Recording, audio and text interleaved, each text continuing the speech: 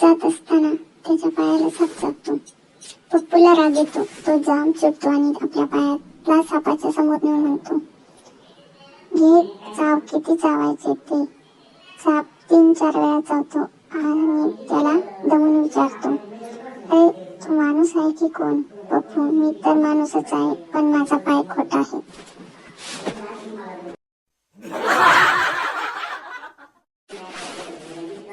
बायको, तुम्हाला काही लाज वाटत नाही की मी तासभरापासून बोलत आहे आणि तुम्ही चक्क जांभई घेत आहात. नवरा, अगं मी काही जांभई घेत नाही, मी कधीपासून बोलण्याचा प्रयत्न करत आहे, पण तुम्हाला काही बोलूच देत नाही.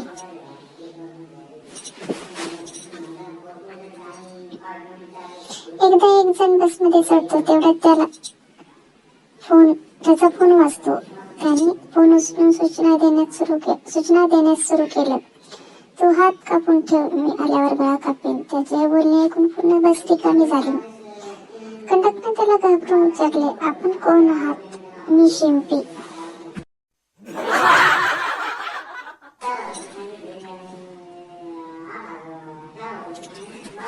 पांडू, गुंडू, धोंड्या हे तिने एका स्कूटरवरून जात होते. त्यांना बघून एक शिपाई त्याला हात दाखवतो आणि थांबायला सांगतो.